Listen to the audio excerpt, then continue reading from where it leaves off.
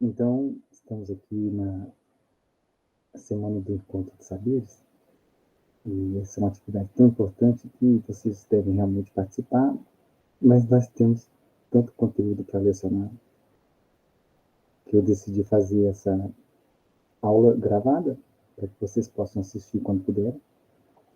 E a gente, assim, leciona esse conteúdo, tenta não atrasar muito em relação ao nosso planejamento.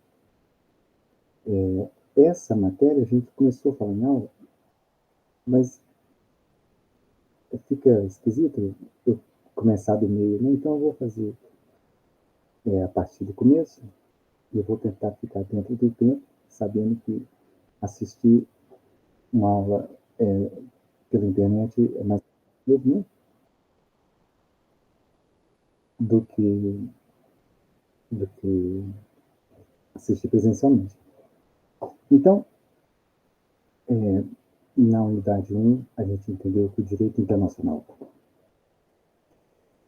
é um ramo do direito diferente, porque ele regula uma sociedade diferente, que é a sociedade internacional. E na unidade 2, estudamos como que essa sociedade internacional produz normas jurídicas do direito internacional. Na unidade 3, nós entendemos quem são os destinatários dessas normas. E agora nós vamos entender como que esses destinatários dessas normas, ou seja, os sujeitos de direito internacional, se relacionam, né, regularmente por meio do direito internacional. E isso se dá através de um padrão de relacionamento milenar, e os legationes, né, o direito de legação, um direito que foi desenvolvido ao longo de muito tempo e que, no contexto de um processo de positivação que aconteceu em vários... O gato está fazendo um serviço ali bem na hora que eu estou dando aula, né? Eu sabia que ia fazer isso. Na hora que eu começasse a gravar, aquele safado ali, eu me vi. Enfim, então, vamos... Essa apostila já foi enviada para vocês. Acompanhem a aula por ela. A gente está falando que existe uma... Deixa eu só me voltar aqui. Uma tradição bastante consolidada, muito anterior à própria estruturação do direito internacional,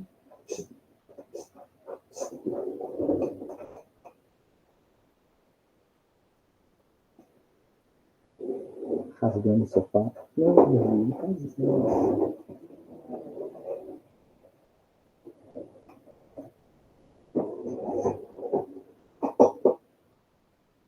Acontece, né? Quando a gente grava de casa, a gente está sujeito a essas coisas. Desculpa. A gente está falando, então, que se o direito internacional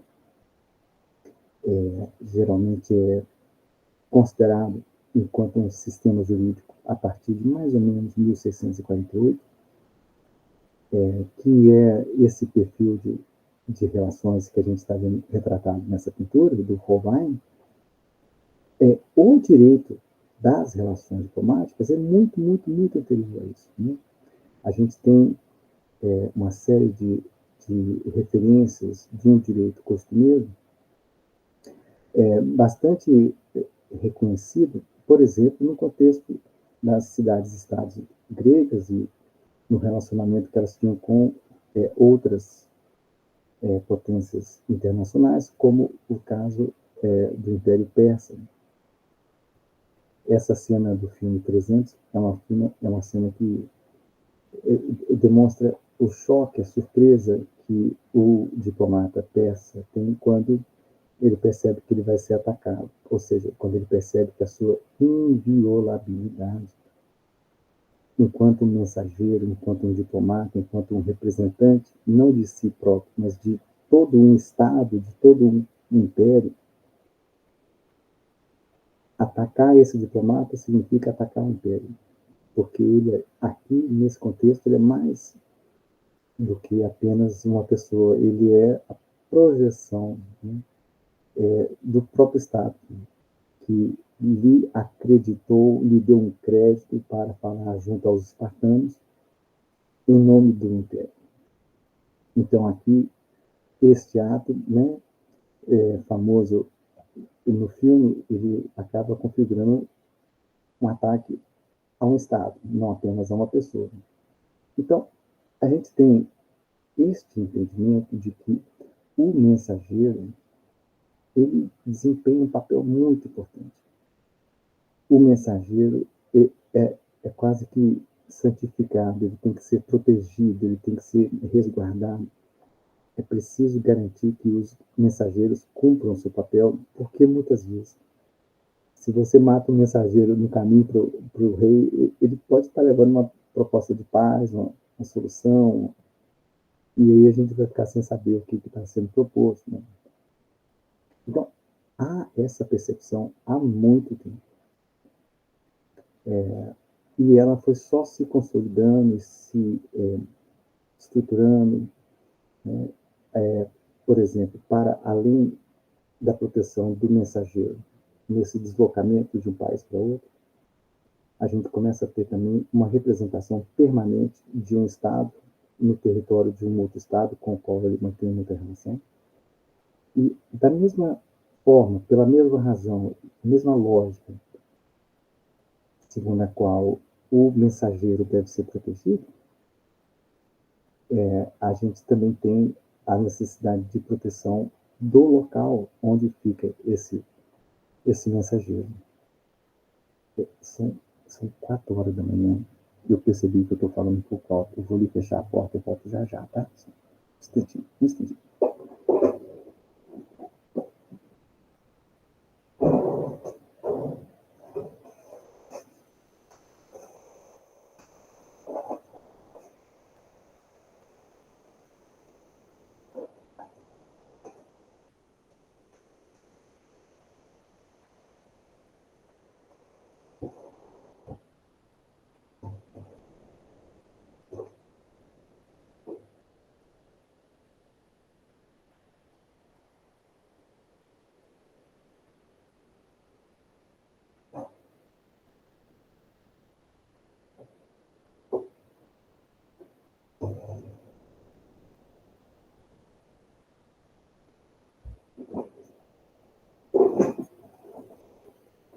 E foi, gente, como é que pode? São 4 horas da manhã e está quente, está abafado. Eu tenho que fechar as janelas e as portas aqui.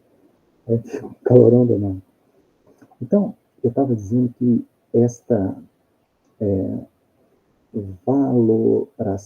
valorização, essa compreensão da importância do trabalho dos mensageiros, dos diplomatas, tanto no contexto de um movimento de ida e vinda, quanto no contexto de uma permanência no Estado, onde o diplomata representa o seu país. Isso foi consolidado pelo direito costumeiro e reconhecido e cada vez mais sofisticado, especialmente a partir do momento em que as temáticas internacionais passaram a ser tão complexas que era necessário estabelecer mecanismos multilaterais, não apenas bilaterais, de gestão dessa governança internacional, né? Esses rearranjos, especialmente no contexto do final das grandes guerras, como é o que está acontecendo aqui nessa pintura. Na verdade, aqui eles estão costurando entre eles a divisão da África, né? Que não está representada aqui nesta pintura, né? Então, assim, esses arranjos se dão em nível de estados e, por isso, aqueles homens, mulheres, aquelas pessoas que participam dessas negociações falam em nome do Estado. Essa que é a ideia da diplomacia. Né? E a gente fala de diplomacia muito no contexto de um direito especial, de um direito específico, desenvolvido muito pela percepção internacional da sua necessidade, a necessidade de manter canais de comunicação de um estado com o outro. Imagina antes da gente ter internet, WhatsApp, telefone, satélite, né?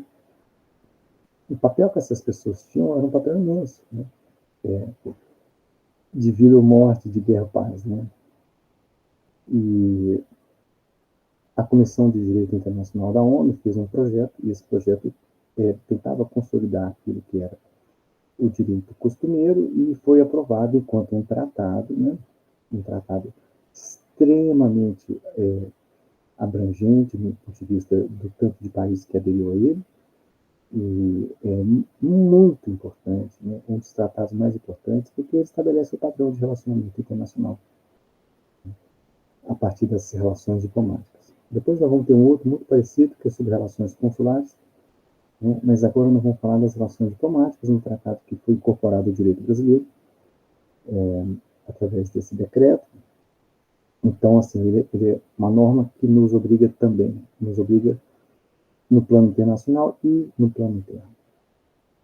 O preâmbulo faz referência a como esse tipo de solução jurídica internacional para manter os canais de comunicação e negociação é importante desde tempos remotos, remotos mesmo. A primeira aldeia a mandar um índio descer o rio e falar com a outra aldeia já estava fazendo o que a gente hoje chama de diplomacia, né? Então, por causa da importância do serviço que os diplomatas desempenham, do papel que eles têm, para que eles possam, a finalidade, né, para que seja possível executar essas funções de representação, de negociação, de comunicação de maneira eficiente, é preciso assegurar que esses diplomatas têm condições de trabalhar. E essas condições envolvem um certo leque de imunidades, privilégios, que asseguram a esses diplomatas um status protegido dentro do Estado no qual eles estão trabalhando, representando o seu país. E aí, essa parte dos privilégios e imunidades é tão importante que, até pouco tempo atrás, a maneira pela qual a doutrina se referia a esse assunto era exatamente isso, né? Os privilégios e imunidades diplomáticas. Ou seja, ao invés de falar relações diplomáticas, o nome do capítulo nos livros já era privilégios e imunidades diplomáticas. Eu queria chamar a atenção só de mais uma coisinha aqui no preâmbulo, no considerando, né, desse tratado, que é importante, porque ele tem um padrão de descrição de como que vai ser o relacionamento deste tratado com o direito costumeiro que o precedeu, que é meio padronizado nessas convenções de Viena, né? Fazem parecido, ou seja, aqui eles vão afirmar que, por causa de um acordo entre os países, este tratado, em caso de conflito, em caso de antinomia com uma norma do direito costumeiro, ele prevalecerá sobre o direito costumeiro. Por outro lado, esse parágrafo também reconhece que, havendo lacuna no que se refere ao escopo regulatório deste tratado, essa lacuna pode ser preenchida pelo direito costumeiro, que existia, continua existindo e continuará existindo paralelamente ao tratado. Ou seja, o fato de fazer um tratado não extingue o direito costumeiro por si. Ele atrai para si essa força regulatória, mas não significa que, né, esse tratado deixou de existir, ou que o direito costumeiro deixou de existir. Nessa matéria, a gente precisa ficar atento a um vocabulário técnico. E uma das questões que você precisa aprender é essa do acreditante e do acreditado. Então, se a gente tem um diplomata brasileiro que representa o Brasil na Argentina, então esse diplomata brasileiro, em relação ao Brasil, ele tem o Brasil como Estado acreditante, ou seja, o Estado que acredita nesse diplomata, que dá para esse diplomata um crédito para que ele fale em nome do Brasil, em nome do Estado acreditante. Que ele fale em nome do Estado acreditante, onde? No Estado acreditado, junto ao governo do Estado acreditado, que é onde ele vai trabalhar. Então, o Estado acreditado precisa assegurar direitos, privilégios, imunidades, garantias para o diplomata estrangeiro que está lá trabalhando, né, nessa relação de diplomata estrangeiro e Estado acreditado, que é onde ele trabalha, certo? Então, esse vocabulário precisa ficar familiarizado, assim como algumas noções conceituais que a própria Convenção traz aqui no artigo 1º, mas é bastante evidente, eu vou deixar para vocês lerem e entenderem o que se refere. Eu queria só chamar a atenção para uma palavra que ela é até muito divertida, né? Missão diplomática. Parece o nome de um filme da Sessão da Tarde, missão diplomática. E a ideia é que essa palavra missão, ela induz uma ideia de um conjunto de ações interligadas, articuladas, organizadas, ordenadas para um certo fim conhecido, comum, né? Desejado. Quer dizer, missão, ela não é o local onde a ação diplomática acontece, ela é a ação diplomática. Então, às vezes, pelo vocabulário que se usa, a gente pensa em a missão diplomática do Brasil, que é um lugar onde fica a missão diplomática. Então, eu preciso que vocês compreendam isso aqui. A gente pode falar de missão diplomática temporária ou permanente. Temporária são aquelas que reúnem representantes dos países em um determinado lugar para fazer uma certa negociação durante um período de tempo e depois acaba, cada um vai embora para sua casa. Tem várias missões diplomáticas temporárias, né?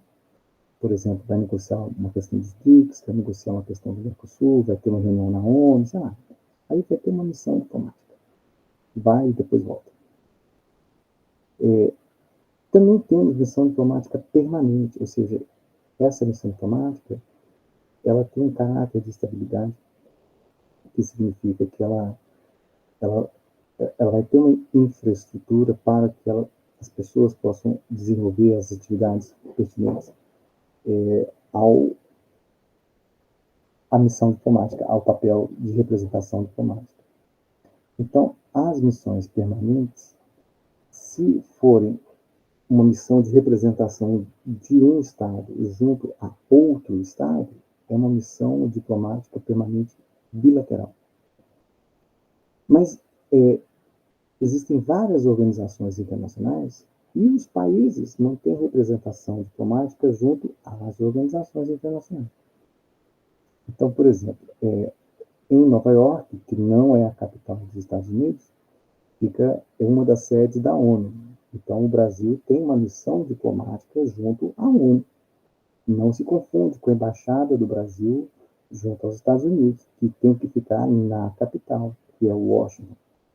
Então, o responsável pela embaixada do Brasil junto aos Estados Unidos, ele tem um cargo que não se confunde com o embaixador responsável pela missão diplomática do Brasil junto à ONU, em Nova York, nos Estados Unidos, porque são sujeitos de direito internacional diferentes. Então, a gente tem que ter essa atenção. Quando a gente tem uma missão diplomática permanente bilateral, o nome que isso tem há séculos, milênios, sei lá, embaixada. E aí, o chefe da missão diplomática permanente bilateral, aquele que é o responsável, o principal representante do Brasil junto a este país, o chefe da missão diplomática é chamado de embaixador. E embaixador também é um nome que corresponde ao topo da carreira diplomática. uma carreira de Estado que tem uma hierarquia equiparável à hierarquia, por exemplo, do Exército, né?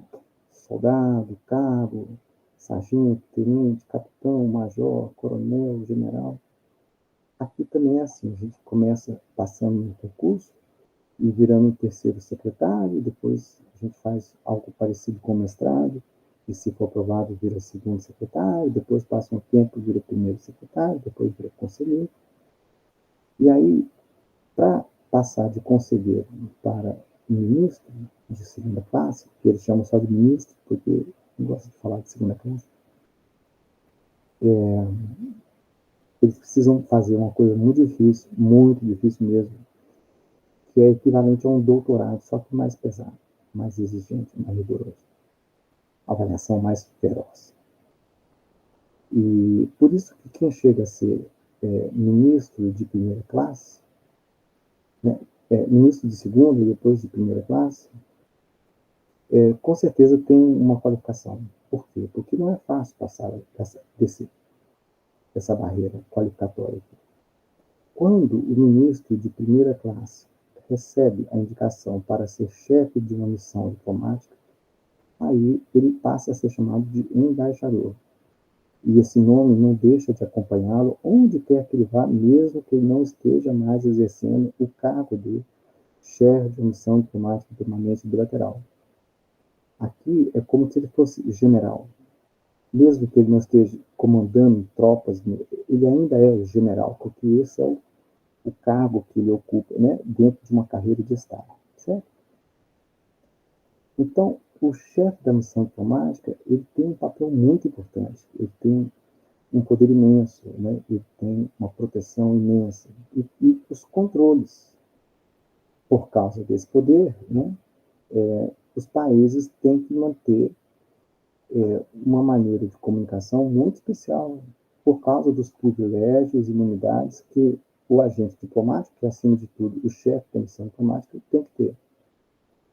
Né? É uma carreira interessante, porque você tem um bom salário inicial, quando você trabalha fora do Brasil, você não paga muito imposto, você consegue juntar uma grana e ter uma vida diferente, né?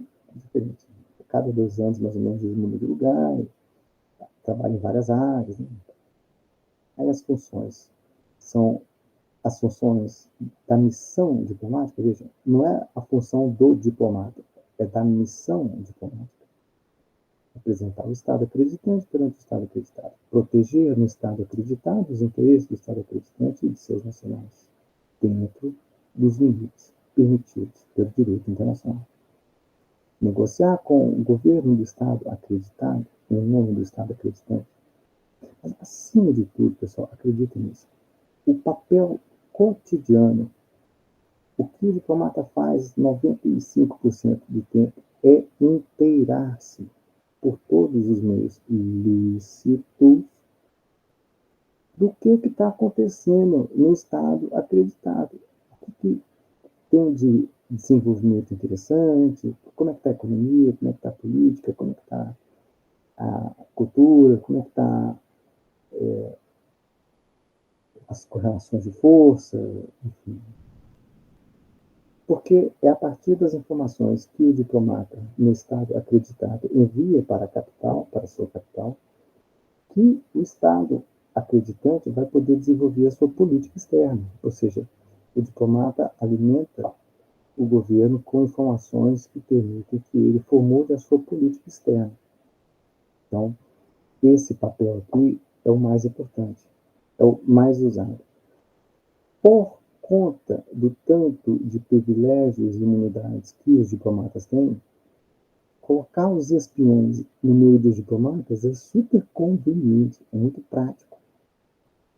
E aí o problema é que se um espião se inteira dos acontecimentos, né, por meios ilícitos, aí isso passa a ser algo que viola esse marco jurídico voltado para a proteção do trabalho dos diplomatas.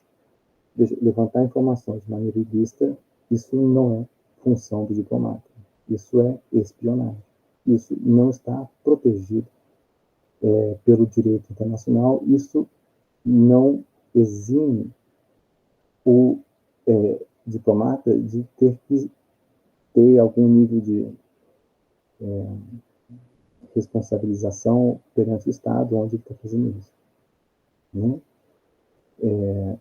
O agente diplomático, por ser tão protegido, por representar um Estado e não a si próprio, ele não pode desenvolver uma outra atividade profissional paralela à sua função de representação do Estado. Por quê?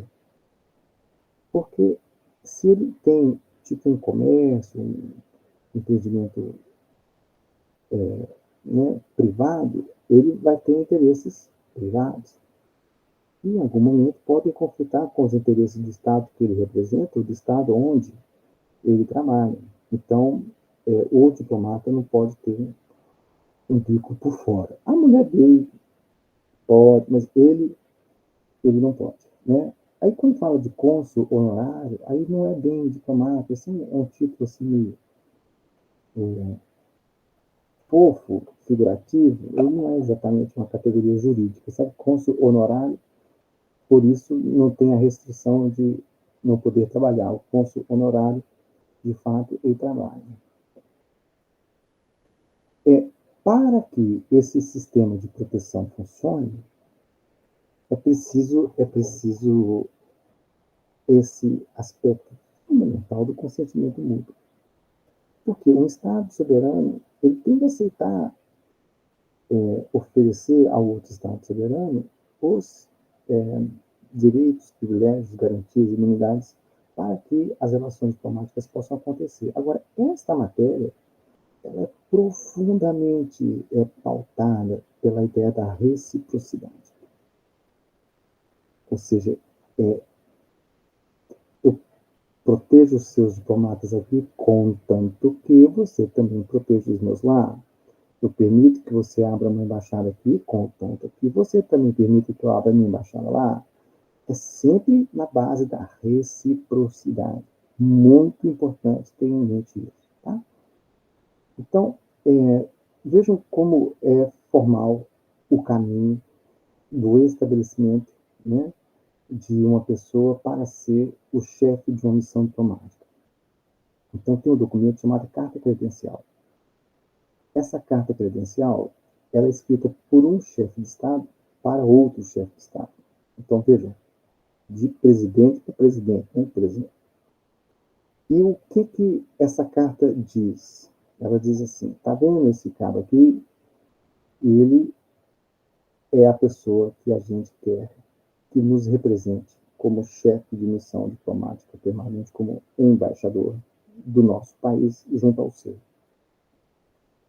A indicação de um presidente para o outro, falando, olha, essa pessoa aqui é quem eu quero, é uma cerimônia, né, formal, na qual o diplomata que vai exercer o cargo, que pretende exercer o cargo de chefe de missão diplomática do seu país, ele leva para o presidente do Estado acreditado a carta que o seu presidente escreveu, nomeando ele para ser embaixador junto ao outro país. Então, tem uma cerimônia de entrega, né, em que a gente fala assim, o embaixador apresentou as suas credenciais. Credenciais por quê? Porque o nome desse negócio é carta credencial. Isso aqui é para dizer, olha, o meu presidente veio falar para o seu presidente, nesta carta, que eu sou o portador, que ele está me indicando para ser o representante máximo do meu país junto ao seu. Como essa figura é muito protegida, não é qualquer um. O Estado acreditante pode indicar para o Estado acreditado. O Estado acreditante indica uma pessoa e espera que essa pessoa vá vir a ser aceita. Mas o Estado acreditado, ele não é obrigado a aceitar a pessoa que o Estado acreditante está enviando como um pretenso embaixador, né? Então, como o Estado acreditado não é obrigado a aceitar quem está sendo indicado, o procedimento é chamado de pedido de agrément. Agrément não é inglês, agreement, tá? É francês. É tipo concordância. Parece agreement, mas a palavra não é inglês, é francês. Agrément. Engraçado que dependendo de onde você lê, ele ora aparece com dois S, ora aparece com S só. Eu só reproduzi igual eu estava, eu não inventei esse erro não, tá? Então, isso costuma funcionar assim. O Brasil, por exemplo, ele quer indicar uma pessoa para ser embaixador junto à França. Aí a gente tem um procedimento interno aqui no Brasil, em que o nome que eu estou, o presidente do Ministério das Relações Exteriores cogita indicar, tem que ser aprovado pelo Senado. Tem uma comissão no Senado que avalia e aprova ou não. Olha o procedimento burocrático. Dentro do Brasil, então, para a gente indicar um embaixador, tem que o Senado aprovar. Se o Senado tiver de mão do governo federal, isso pode demorar, pode não acontecer, pode ser rejeitado. Mesmo que o diplomata tenha todas as qualificações para o cargo que ele pretende exercer. Mas, politicamente, você sabe como é que é. Então, a prática, o costume é o seguinte: o país, antes de mandar a pessoa, ele sonda o nome dela junto ao Estado acreditado. Estamos pensando aqui em indicar o Luiz Albuquerque para ser embaixador, o que vocês acham dele? Luiz Albuquerque é meio chato, mas tudo bem, pode ser. Aí, com este aval, aí a gente faz as formalidades que envolvem a carta credencial e o diplomata pedir uma reunião para apresentar sua credencial e pediu a concordância do Estado acreditado. Quando tem um problema, um mal-estar entre os países, quando a pessoa que está sendo indicada não é bem-vinda, não vai dar certo como embaixador, a maneira diplomática de manter isso sem a solução que o Estado acreditante pretende é nunca marcar a reunião para o embaixador apresentar a sua carta credencial. Quando o Lula foi eleito, enviaram para o Brasil para ser embaixadora dos Estados Unidos junto ao Brasil, uma pessoa que tinha um passado extremamente complicado, que onde ela passava, acabava acontecendo de os Estados Unidos, coincidentemente, insuflarem, estimularem, financiarem, apoiarem algo tipo um golpe de Estado, uma guerra civil, uma secessão. Aí o Brasil falou, isso aqui não. Só que em vez de falar que não vai aceitar, a pessoa fica pedindo uma reunião, e o país vai enrolando, enrolando, enrolando, até o próprio Estados Unidos desconfiar que esta pessoa não vai ser aprovada. Então, engraçado, a gente pensa que poderia ser mais explícito, né? Mas é uma área muito cheia de frescura, de cerimônia, sabe? É muito. Esta embaixadora, que não ficou no Brasil, foi para a Bolívia, e na Bolívia ela, de fato, ajudou a dar um golpe de Estado, quase que divide o país em dois, e a melhor coisa que a gente fez foi não ter aceito essa mulher lá, aqui no Brasil. Infelizmente, nossa democracia ainda é vulnerável a interesses externos que conseguem comprar, seduzir, pressionar atores políticos internos, inclusive no contexto de derrubada de governos legitimamente eleitos. Né? Então, tá aqui. O Estado acreditante tem que certificar que a pessoa que pretende nomear como chefe de missão perante o Estado acreditado, ele obteve a concordância, veja aqui escreve com dois S, né, do Estado acreditado. E, se o Estado acreditado não quiser aceitar a pessoa indicada, ele não apenas não é obrigado a aceitar, mas ele não é obrigado a dar as razões da negação. Ou seja, ele tem que dar satisfação. Eu não gosto que essa minha visita. Não. não tem que justificar, pedir desculpa, nada. Isso é um direito do Estado acreditado. Então, vejam só. Israel enviou um embaixador para o Brasil e, ao invés de fazer o procedimento de primeiro sondar se pode ser essa pessoa e depois fazer a formalidade do envio, Israel teve a pretensão de achar que o Brasil não teria coragem de rejeitar um embaixador enviado por Israel. Tá? De fato, tem muitos políticos no Brasil, na Argentina e em outros lugares que têm uma paixão por Israel, de pegar a bandeira, de fazer tudo, de submissão, de omissão com relação às coisas que Israel faz, que eu acho que eles ficaram acostumados com esse padrão. Só que o Brasil não aceitou uma pessoa, sabe por quê? Porque é exatamente a pessoa responsável pela gestão dos assentamentos ilegais de israelenses no território do Estado da Palestina. Eu digo assentamento ilegal porque o Conselho de Segurança, a Assembleia Geral e a Corte Internacional de Justiça todos dizem categoricamente que o território da Palestina não pode ser ocupado pelos assentamentos, né, de Israel, especialmente tendo em vista a maneira violenta pela qual Israel retira os povos que têm o direito de estar no território do seu país, retiram eles à força, né, e jogam eles ali para a faixa de Gaza, para outro lugar, e os israelenses vão ficando com as terras deles. Por uma série de razões juridicamente absurdas, né,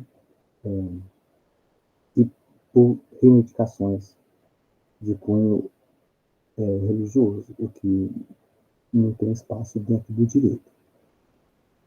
Então, o Brasil não aceitou a indicação dessa pessoa e foi um babado, especialmente porque tem boa parte da mídia brasileira escrota, faz uma força danada para derrubar tudo que pode de um governo que não seja um governo alinhado incondicionalmente com os interesses corporativos, geopolíticos, né? Desta coisa que chamam de Ocidente, Estados Unidos, capitalismo, enfim. Então, o Brasil fez uma coisa correta e foi tratado como se tivesse feito uma coisa errada pela mídia brasileira, que faz isso muito. Faz isso tanto que eu criei o Observatório de Relações Internacionais exatamente para oferecer um contraponto que não fosse tão mal embasado, né, como é o que aparece na mídia mainstream.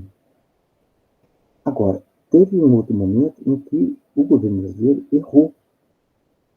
Errou. Por quê?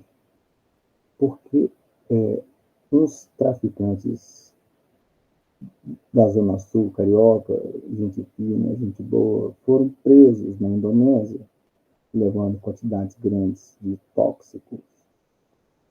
E a pena para o tráfico lá é pena de morte. Com essa pena de morte, que se aplicaria a qualquer pessoa do mundo, inclusive aos indonésios, também se aplicaria ao brasileiro, ainda que no Brasil não haja pena de morte. Houve uma pressão muito grande da Society Zona Sul Carioca sobre a Dilma, como se a Dilma tivesse poder, autoridade, o direito, a legitimidade para impedir que a Indonésia, que é um Estado soberano, exercite a sua jurisdição de acordo com o seu direito, seja ele igual ou diferente do nosso direito. Do mesmo jeito que a Indonésia não poderia dar pitaco na maneira pela qual o direito brasileiro aplica, a justiça brasileira aplica o direito brasileiro no que se refere aos brasileiros, inclusive a um indonésio que cometa um crime aqui, o Brasil também não tem o direito de fazer o inverso. Mas a pressão política interna foi tão grande que a Dilma foi levada a cometer um erro. Por quê? Porque o embaixador da Indonésia, o novo embaixador da Indonésia, já tinha sido aceito informalmente. Ele estava no, no Itamaraty, no Palácio das Relações Exteriores, para entregar a sua carta credencial e receber o agrimento. Estava tudo certo. Aí o governo fez essa deselegância de desmarcar essa, essa, essa cerimônia, tipo como se fosse uma punição à Indonésia, sabe? Uma punição por quê? Porque eles estão fazendo o que é o direito deles fazer. E o diplomata que não tinha nada a ver com isso foi, né, destratado. Então, às vezes acerta, às vezes erra. Agora, quando um diplomata ele chega a um ponto de causar tamanho incômodo para o Estado acreditado, que extrapola aquilo que é permitido pelo direito internacional, que é protegido pelo direito internacional, aí a gente tem um termo que é persona non grata, que é uma pessoa que não é bem-vinda, uma pessoa que não é do nosso gosto, que não é querida, né? E a mídia geralmente chama isso de expulsão, mas é um problema de terminologia técnica. Por quê? Expulsão, nós vamos aprender no direito internacional privado, a expulsão é um ato pelo qual o Estado, né, efetivamente determina a saída compulsória de uma pessoa que cometeu algum crime que é tida como hostil ao interesse brasileiro.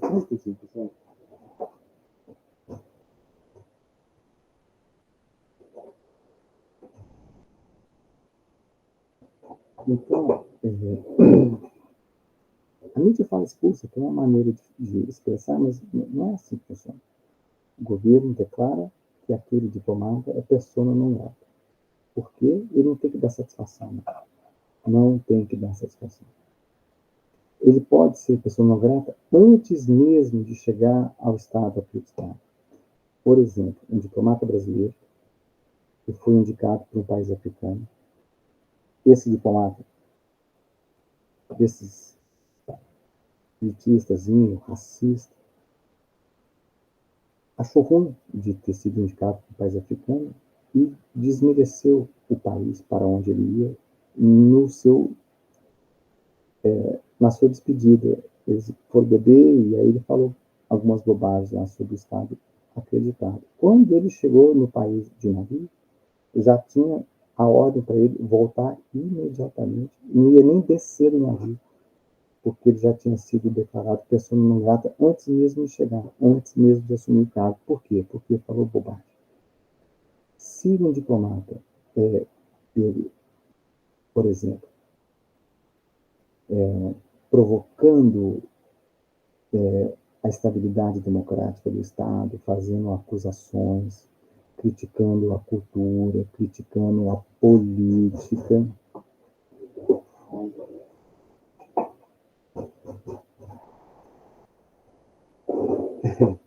São 3 gatos, entendeu? Esses gatos não aceitam a porta fechada. 3 gatos, 2 cachorros e esse jumento aqui, né? Então, a gente vê a ideia da reciprocidade muito forte aqui. Por exemplo, a Rússia sabe, ela sabe que tem alguns diplomatas que são espiões. Estados Unidos sabe, Canadá sabe que tem no meio dos diplomatas alguns russos que são espiões. Aí quando há uma tensão entre os dois países, um dos atos mais comuns assim da diplomacia, de tipo um peteleco que um país dá no outro, é esse, né? De declarar diplomatas persona não grata para que eles tenham que sair do país. Por exemplo, se ele for pego espionando, isso é muito comum. E aí o outro país responde na mesma moeda, mesmo que não tenha tido evidência nenhuma de que o diplomata lá estava espionando. Então, veja, a resposta independe de ter ou não ter muita razão, sabe? Então, tecnicamente não é uma expulsão. Bom, Aí eu gastei 45 minutos para chegar no lugar que a gente tinha parado na aula, né? Meu Deus, eu se empolgo, não entendi. Vou tentar ser mais objetivo agora, tá? Vejam só. Esse aqui é o Julian Assange, um jornalista que está preso, sei lá, quantos anos, meu Deus. Muito, muito tempo. Uma injustiça incrível, porque a instituição dele divulgou informações juntamente com vários jornais mainstream que não foram punidos como ele está sendo há mais de 10 anos. Por reconhecer o absurdo da perseguição política que estava sendo feita contra os Julian Assange, o governo do Equador ofereceu para o Assange a proteção de ficar dentro da missão diplomática do Equador junto ao Reino Unido, junto à Inglaterra, ou seja, a embaixada do Equador na Inglaterra, em Londres. Por quê? Porque na medida em que ele está aqui dentro, a polícia aqui fora não pode entrar e prendê-lo, porque isso seria um ato ilícito absurdo. Entrar na embaixada, gente, é tipo encoxar o pai e bater na mãe. É imperdoável, não tem conversa. Pode fazer. Por quê? Porque se invadir o local onde os segredos de Estado estão, onde os diplomatas estão, onde as comunicações são feitas, não vai dar para ter uma missão lá. Veja, se o Brasil tem uma embaixada, sei lá, na Argentina, aí tem um tanto de coisa que o Brasil não quer que a Argentina saiba. Informações sigilosas de como que a gente analisa as coisas lá e tal. Aí eles entram na embaixada, pegam os documentos, pegam os arquivos, ficam sabendo de tudo. Isso é um escândalo. Se isso acontecesse, o Brasil não teria mais uma embaixada na Argentina. E na reciprocidade, ia também determinar a saída da embaixada da Argentina no Brasil. Então, isso é gravíssimo. Para proteger a inviolabilidade da missão, que o direito costumeiro reconhece há milênios, a gente tem aqui o artigo 22. Os locais da missão são invioláveis. Veja, quando eu falo que são invioláveis, eu não estou dizendo que esse policial aqui não tenha a força física para dar uma bicuda na porta e entrar pela força. Óbvio que tem. Quando eu falo que não pode, eu estou falando do ponto de vista jurídico. Se ele fizer isso é um ato ilícito. Ele não pode licitamente fazer isso sem autorização do chefe da missão diplomática. Ou seja, o embaixador ele pode permitir, pode não permitir. Se ele não permitir, forçar a entrada é um ato gravíssimo. E se a Inglaterra fizesse isso, nada garante que em outros países as pessoas não fossem entrar na embaixada da Inglaterra como protesto. Como, por exemplo, tem muita animosidade hoje com relação aos Estados Unidos e Israel por conta dos crimes contra a humanidade, os crimes de guerra, crimes de genocídio e crimes de agressão que Israel está cometendo na Palestina, que é membro do Tribunal Penal Internacional e sujeita à jurisdição do TPI pelos crimes que acontecem no seu território, independentemente de Israel ser ou não ser. Então, os locais de missão são invioláveis. Os agentes de Estado acreditados, esses aqui, não poderão neles penetrar sem consentimento do chefe da missão. Mais do que isso, o Estado acreditado tem a obrigação especial de adotar todas as medidas apropriadas para proteger os locais de missão contra qualquer instituição ou dano e evitar perturbações à tranquilidade, à missão, ofensas à sua dignidade. Não sei se vocês conhecem Brasília. Brasília você pode fazer protesto para todo lado. Invade o Congresso, invade, né? Mas se você ameaçar ir para o lado das embaixadas, a polícia desce o cacete. Eles fecham tudo na hora. As embaixadas são super protegidas no mundo inteiro. Quando não são, é porque o Estado acreditado está querendo mandar uma mensagem para o país. Ó, vocês, eu vou fingir que eu vou segurar o povo aqui, mas vocês, né, é uma punição. Por quê? Porque é isso. Né? Não só o local da missão, mas os móveis da missão, os carros, os arquivos. Isso tudo não apenas é inviolável, mas também não pode ser objeto de busca, de requisição, de embargo ou de execução. Então, quando a gente viu lá atrás aquela matéria sobre imunidade de jurisdição do Estado, e a gente entendeu que, em princípio, um Estado soberano não está subordinado à jurisdição de um outro Estado. Por quê? Porque entre pares não há juiz, não há. Né? Mas, em certos casos, um país pode sim se submeter à jurisdição do outro, se ele concordar ou se ele entrar no campo que ele age como particular. Mesmo que o Estado seja processado, julgado e condenado no território, na jurisdição de um outro Estado, ainda assim, esse Estado que julgou, processou e condenou um Estado acreditante, ele não pode se apropriar dos bens da missão diplomática para executar, para embargar, né, para pagar o que é devido. Por quê? Porque isso é protegido pelo direito internacional. Agora, muitas vezes, quando iam explicar isso para vocês,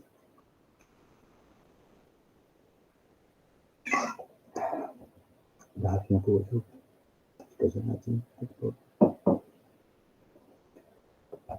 Se eu tivesse umas filhas de 5, 6 anos, e eu fosse explicar isso para elas, eu ia falar assim: a embaixada de um país é um lugar tão protegido, mas tão protegido, que é quase como se fosse marromeno, assim, pro lado de parecido com o Cipá, como se fosse o território do Estado.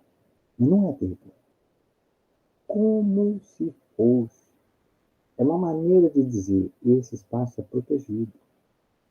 Uma maneira de explicar isso com um vocabulário simples. Mas, cuidado. Porque nós, juristas internacionais, a gente não pode cometer esse equívoco.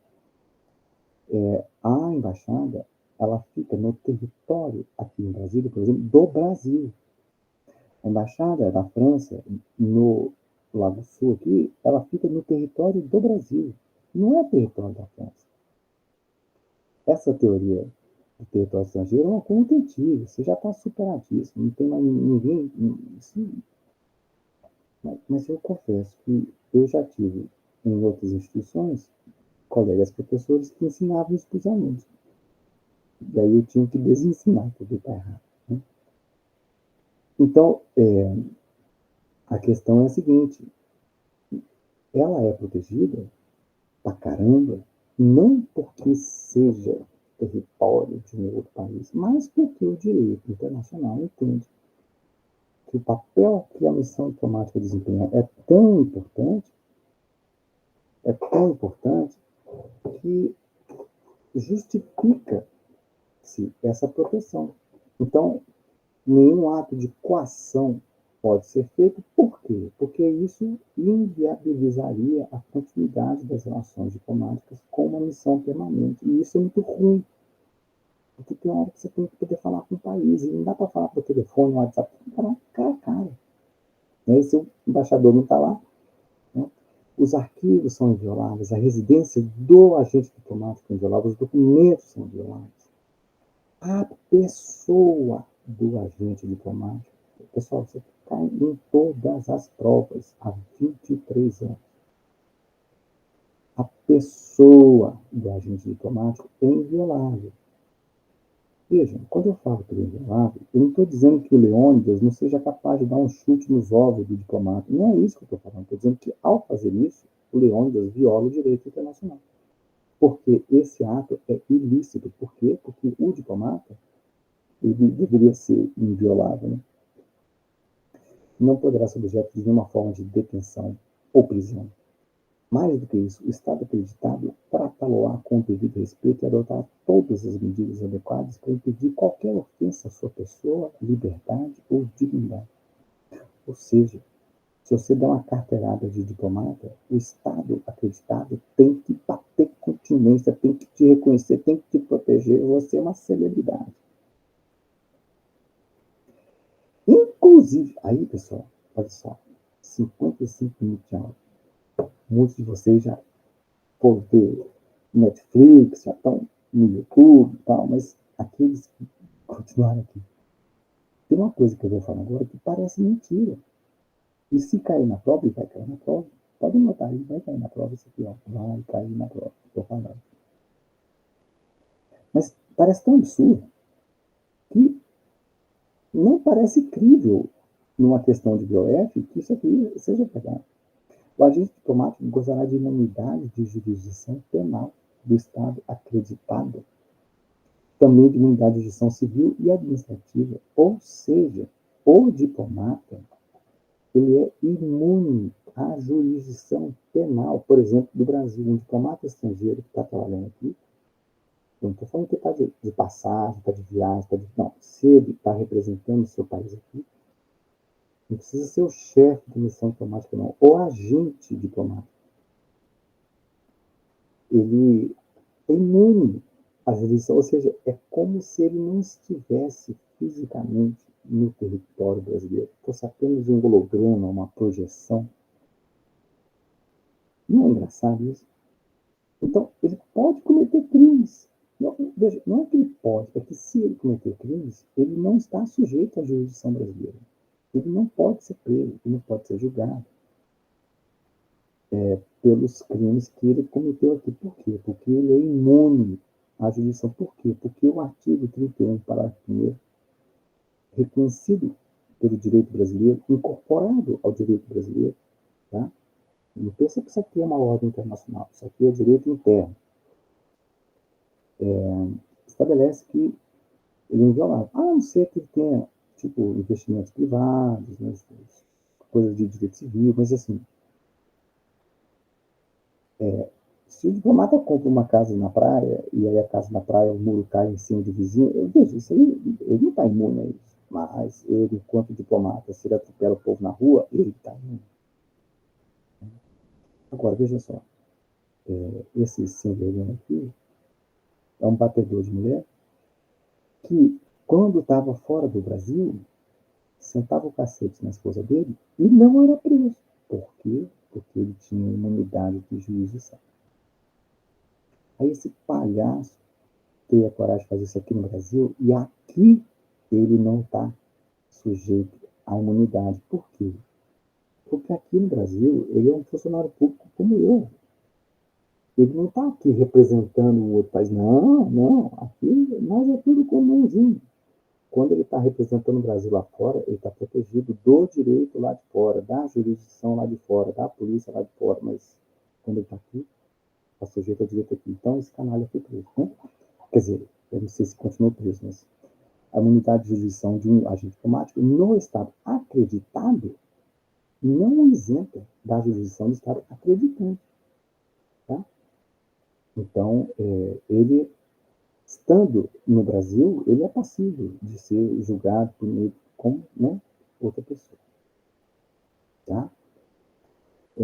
Essa imunidade é radical, é intensa por conta da importância da função que ele desempenha. Tá? Agora, tem umas coisas que são não imunidades, mas são privilégios. Né? Por exemplo, tem umas vantagens de estacionamento, tem umas placas para que o carro seja identificado como carro ou diplomático ou consular. Né? Tem uma série de identificações visuais que sinalizam, né? Esse negócio de você ter o privilégio de não ter que pagar as multas é um privilégio, não é uma imunidade. É um assunto que é até comentado nas séries, né? O pessoal que vai ser indicado embaixador fala, vou poder violar as normas de trânsito. Veja, há uma cortesia, né? Uma cortesia, não uma obrigação, mas uma cortesia de não cobrar. Então, os diplomatas param onde eles quiserem, estacionam na calçada, botam no meio da rua, fura sinal. Eles vão receber a multa, mas eles não vão pagar a multa. Agora, não se esqueça, o diplomata, contrapartida, pelo tanto que o Estado o protege, é que ele tem que merecer essa proteção. Ele tem que ser digno da proteção, ele tem que respeitar o direito do país onde ele se encontra. Ele tem a obrigação, gente, isso aqui é muito importante, de não se meter nos assuntos internos do Estado. Se um diplomata israelense está fazendo política aqui com oposição ao governo federal, isso é um absurdo, porque um diplomata de um outro país, ele só pode ter contato com o governo brasileiro. E se for para ele, olha lá, todos os assuntos oficiais que o Estado acreditante confiar na missão, tem que ser através do Ministério das Relações Exteriores. Ou seja, um Estado estrangeiro, ele não pode, vamos dizer assim, numa base naval brasileira sem antes pedir para o Ministério das Relações Exteriores. Ele não pode ir, sei lá, numa fábrica, ele não pode ficar andando solto aqui sem o consentimento do Ministério das Relações Exteriores, porque a relação dele é com o Estado. Então não pode ficar fazendo política, ficar fomentando um golpe, ficar dando pitaco, fortalecendo, apoiando campanha. Não pode. Se fizer isso, é passível de ser considerado como persona não grata, e merecidamente, tá? Os locais da missão devem ser usados de maneira incompatível. Por exemplo, já que a missão é inviolável, aí os caras vão lá na missão diplomática, lá da embaixada e fica conspirando para dar um golpe no governo. Gente, isso é um absurdo. Se isso acontecer, tá tudo errado, violação do direito internacional, tá? E isso aconteceu, então, recentemente, né? É uma violação do direito internacional. Não tem conversa, não tem opinião, não tem. Gente, não pode, não pode. Agora, no momento que isso aconteceu, o Brasil ainda estava negociando com Israel a liberação dos brasileiros, que foram propositalmente retidos no território da faixa de Gaza, para que o Brasil fosse punido por ter criticado o genocídio, os crimes contra a humanidade, os crimes de guerra e o crime de agressão que Israel cometeu, né, na faixa de Gaza. Então, veja aqui, o Lindenberg pede a expulsão do embaixador. A gente sabe já que não é expulsão, né, que declare pessoa não grata. Eu acho que deveria declarar mesmo, né? Vejam, os diplomatas brasileiros, quando eles vão trabalhar em representando no Brasil, eles têm que observar esses princípios, hierarquia. Gente, hierarquia na diplomacia só não é tão rigorosa quanto nas Forças Armadas.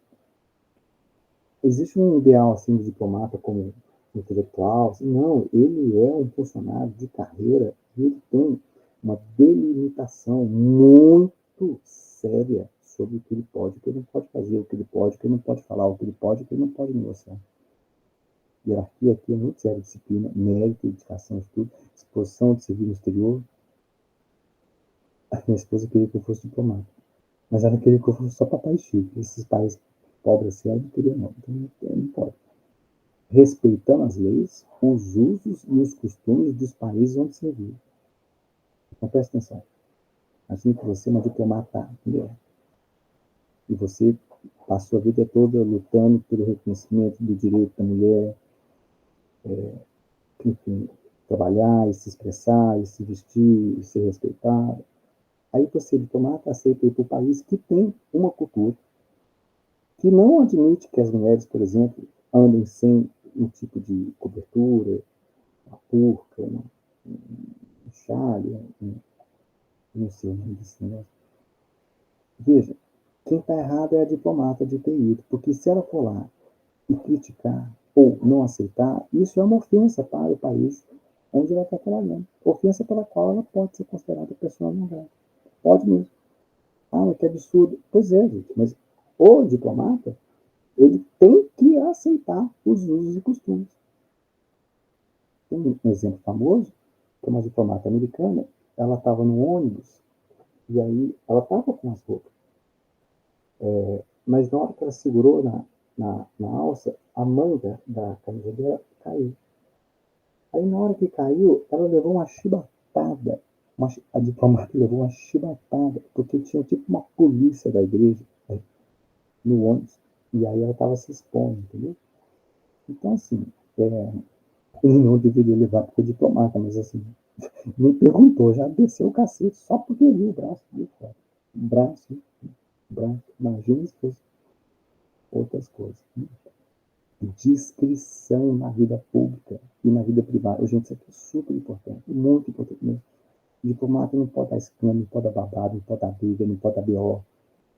Ele não pode ter uma conduta que pegue mal para o Estado. Ele não pode, por exemplo, ficar bêbado, ficar contando o segredo do país. Né? O que tem de diplomata que não deve, sabe? Enfim, essas coisas todas estão. Né? Agora, o Estado acreditante, que é quem está sendo protegido através da imunidade que é manifestada sobre o diplomata, ele pode renunciar à imunidade judicial. Por exemplo, teve uma época em que, após a queda da cortina de ferro, da União Soviética, muitos diplomatas de países que antes andavam na linha começaram a ser muito relatos com relação à bebida. E estava tendo muito acidente por conta de álcool.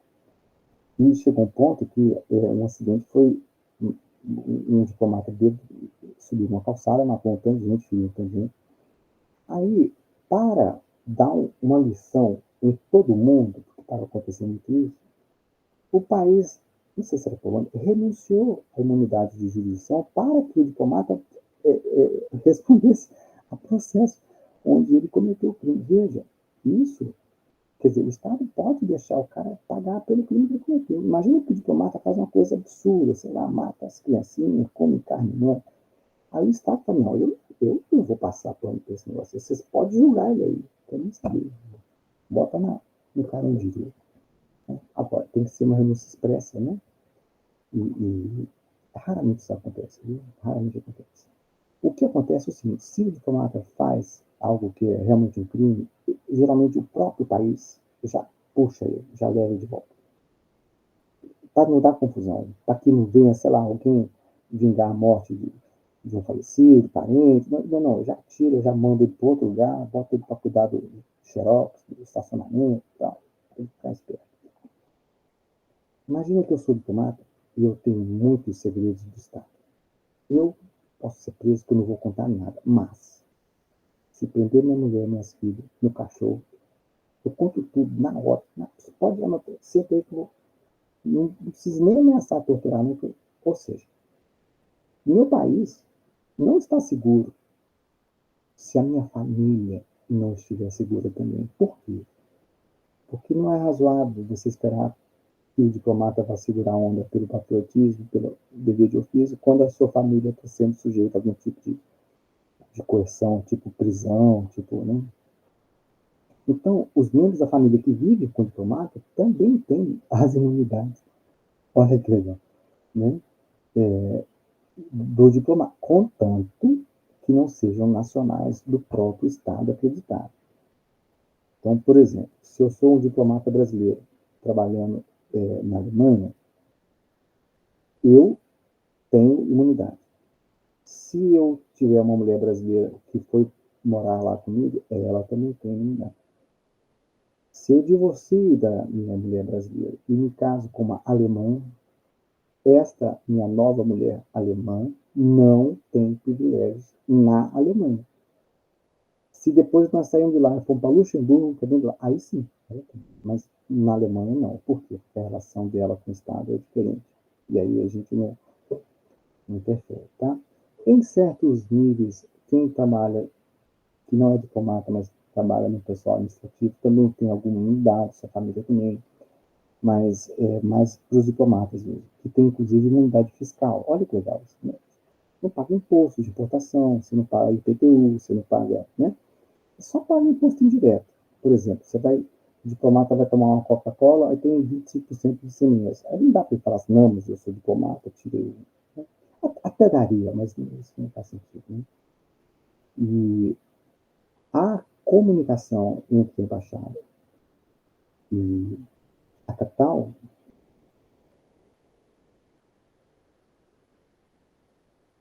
Maria, como é que é? O nosso tempo está acabando, né? ela é sagrada. Essa comunicação tem que ser preservada. Não, não, não, desculpa. São duas aulas de 5 minutos. Eu ainda tenho mais um pouquinho de tempo. Estou acabando, né? Até amanheceu lá fora. Tá um calor danado aqui, tá um cheiro de xixi, porque as portas estão fechadas e os gatos mijaram aqui na areia, tá horrível, tô doido pra abrir. Mas eu não quero acordar ninguém com a minha aula, né? Senão vou levar um balde d'água fria. A mala diplomática, ela tem tamanha importância na comunicação entre o diplomata que está no estado acreditado e a sua capital no estado acreditante, que ela não pode ser aberta de maneira alguma. Ela não pode ser objeto de qualquer verificação, qualquer abertura. Agora, para isso, a mala diplomática tem que ser identificada como mala diplomática. Não vamos confundir mala diplomática com a mala que o diplomata usa. A mala que o diplomata usa para botar suas cuecas, suas covas de vinho e tal, isso é uma coisa passível de verificação. A mala diplomática, ela é a mala do país, é do Estado. A mala diplomática não pode ser aberta, não pode ser retida. A mala do diplomata até pode, raramente seria, mas até pode. Tem um filme que brinca com isso, esse filme aqui, eu não lembro o nome, são dois agentes da CIA, estão fingindo que são diplomatas, e aí o John Travolta, ele leva uma arma na mala dele. Aí o aeroporto de Paris percebe que tem uma arma lá e chama o superior dele para abrir a mala na frente do superior. Tá? Fala assim, olha, não vai fingir, não vai falar que eu joguei uma arma lá dentro, eu vou abrir na sua frente, sabe? Aí, veja só, a bagagem pessoal do agente diplomático não está sujeita à inspeção. Essa é a regra geral. Salvo se existirem motivos sérios para crer que a mesma contém objetos não previstos nas isenções e tal. Então, tem que botar essas isenções, né? Arma, droga, essas coisas. Tem países que não aceitam importação de álcool, né? Aí os caras levam as cachaçinhas escondidas, aí não pode, né? Enfim, em princípio não vai ser aberto. Agora, se, sei lá, tem um cachorro treinado para detectar droga, tem um aparelho que pega o raio-x que vê lá que tem uma arma, aí isso fica complicado. Então, pode abrir. Aí o que, que é filme, né, gente? É Hollywood, não documentário. O que, que o agente da CIA faz? Ele pega um rótulo de mala diplomática e cola em cima da mala do diplomata, para dizer que isso aqui é uma mala diplomática e, portanto, não pode ser aberta de jeito nenhum. Vocês entenderam? Quer dizer, é Hollywood, mas me ajuda a ensinar que a mala do diplomata pode ser aberta eventualmente. Mas é uma mala diplomática que não pode de jeito nenhum, mesmo que tenha alguma coisa lá dentro. E, vamos falar a verdade, tem países que são muito, muito vulneráveis, que às vezes conseguem corromper diplomatas e aproveitar o caminho deles para passar umas coisas que não deveria passar, sabe? Então, essa que é a ideia, né, da liberdade de comunicação. Tem uma figura chamada adido diplomático que ele é um especialista em algum assunto que não tem necessariamente, geralmente não tem, a carreira de diplomata. Mas ele é um conhecedor da área tão importante e ele pode ajudar tecnicamente nas relações internacionais de maneira tão significativa que o Estado fala assim, não, meu filho, vai lá e tente ajudar os diplomatas com essa matéria que você sabe mais do que todo mundo, né? Por exemplo, uma ajuda agrícola, né? Então, tem o decreto de 2016 que regulamenta isso, e aqui alguns exemplos de avisos brasileiros no exterior. Às vezes, eu acho engraçado, assim, tipo, um adido de defesa naval, sabe? Na Áustria, acho que não tem nem mar, né? Enfim. Aí tem alguém que vai promover as relações, né? E é muito comum ter adido militar, né? Mas aí esse é um assunto mais delicado que o Estado está enviando os adidos tem que ser mais claro com relação a quem é adido militar, tem que dar os nomes e tudo, né? E só pode ter trabalho diplomático no espaço que o Estado acreditado reconheceu para ser um espaço da missão diplomática. Eles não podem abrir outros escritórios, filial, prestar serviço, não, tem que ser tudo lá, porque lá está protegido, fora não está. Se a embaixada tem uma outra casa, um outro lugar, onde eles fazem as coisas que deveriam ser feitas na embaixada, esta outra casa não está protegida, como está a missão diplomática. A missão diplomática vai ter um sinal exterior dizendo que é uma missão diplomática, que é uma embaixada. Se tem outro lugar que tem isso, sem autorização do Estado, não é lícito, tá? Mesmo que tenha ruptura das relações diplomáticas, ainda assim, o Estado acreditado tem a obrigação de proteger o local de missão. Quando uma pessoa deixa de ter funções diplomáticas, por exemplo, porque foi declarada a pessoa não grata, né? Ela tem um prazozinho geralmente curto para capinar. Por quê? Porque a partir do momento que expira esse prazo, ele é um cidadão qualquer, ele deixa de ter os privilégios e imunidades diplomáticas, tá? Então, eu coloquei umas coisinhas aqui para vocês de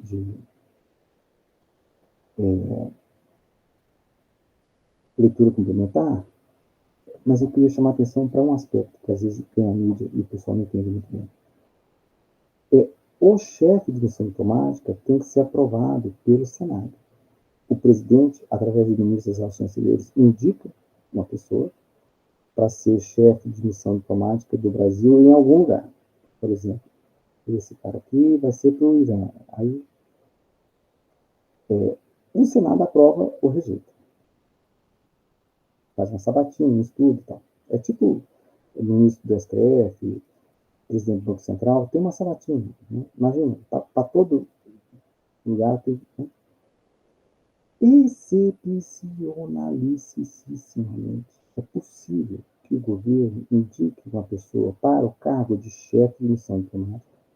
Veja, eu não estou falando terceiro secretário, segundo secretário, só para o topo, não pode enfiar no meio, só para o topo. O chefe de missão diplomática é uma pessoa que não pertence ao quadro do ministério, ou seja, uma pessoa que não é diplomata de carreira. Por exemplo, o Delfim Neto, ele foi um grande, importante ministro da Fazenda, da Agricultura, do Planejamento, na época da ditadura. E o Brasil tinha uma relação com o Clube de Paris, que era os credores da dívida externa brasileira. Aí, quando o Delfim estava, tipo assim, meio que aposentando e tal, saindo um pouco de cena, aí ele foi agraciado com a embaixada brasileira em Paris, né, para ele ficar lá negociando com o clube dos nossos credores. Veja, é uma indicação política, tem que passar pelo Senado. O Fernando Henrique Cardoso achou que ia ser uma ótima ideia pegar um chapa dele, um brother, né? Porque tem nacionalidade italiana, e disse, não, você vai ser um bom embaixador do Brasil junto à Itália. Isso aqui, poxa, o Delfim Neto também era um super ministro, né? Você pode odiar ele pelos motivos certos, mas ele era uma pessoa muito importante. Quem é André Matarazzo, né? É um cara de uma família que já foi economicamente importante. Tudo. Indicou para a Itália porque ele era italiano, então foi bom para ele, mas não sei se bom para o Brasil, né? O Lula indicou o Itamar Franco para ser embaixador do Brasil em Portugal. Em Portugal ou na Itália? Na Itália. Veja, indicar um ex-presidente é uma coisa de prestígio. Você fortalece a embaixada. A embaixada passa a ter mais visibilidade, mais prestígio, porque, né, vou falar, um ex-presidente tem mais poder, assim, status, né, atuação do que um diplomata. Né? O Tilden Santiago, ele foi, morou em Cuba, foi treinado em Cuba, os guerrilheiros, esse negócio lá. Então, quando teve a indicação, ele tinha uma relação com Cuba melhor do que qualquer outro, então ele foi indicado. Né?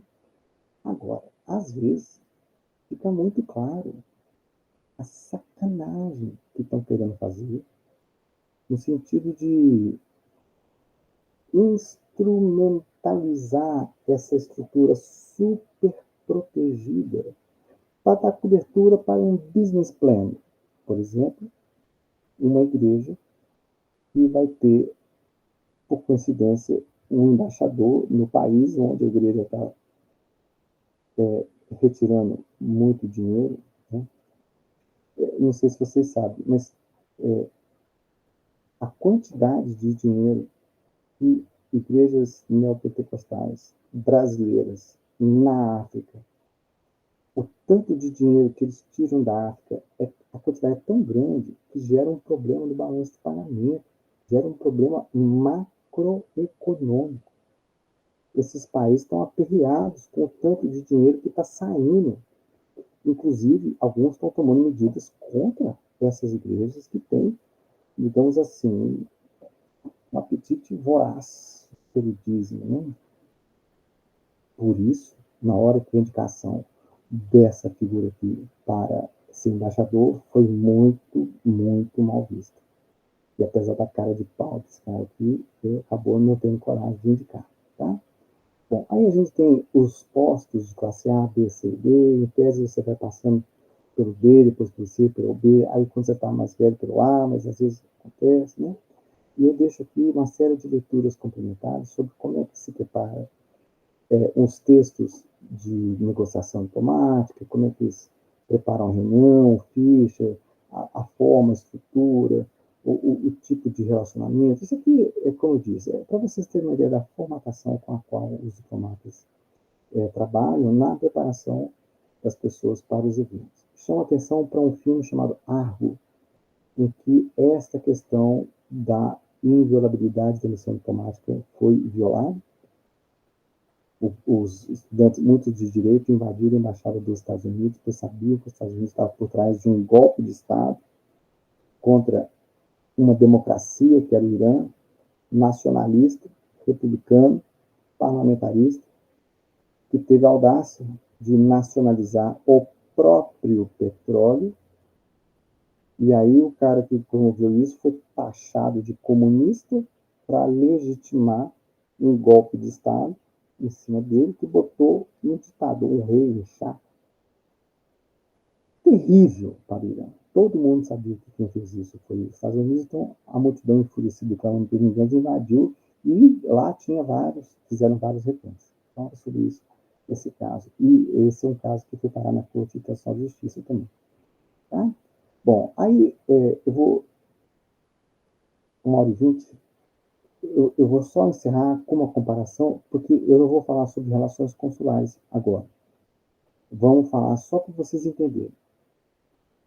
Tem um tratado que cuida das relações diplomáticas e um outro que cuida das relações consulares. Embaixada e consulado no Brasil são áreas que estão na mesma carreira. A pessoa que hoje é diplomata, amanhã pode ser cônsul, hoje trabalha numa missão diplomática, amanhã pode trabalhar no consulado, na mesma carreira. Em outros países, não necessariamente é assim. Então, vamos entender as diferenças. Quando a gente fala de relações diplomáticas, é Estado com Estado. Quando a gente fala de consulado, relações consulares, não envolve Estado com Estado, envolve um particular em um Estado. Questões de, por exemplo, o nacional de um país que passou algum problema no território do outro.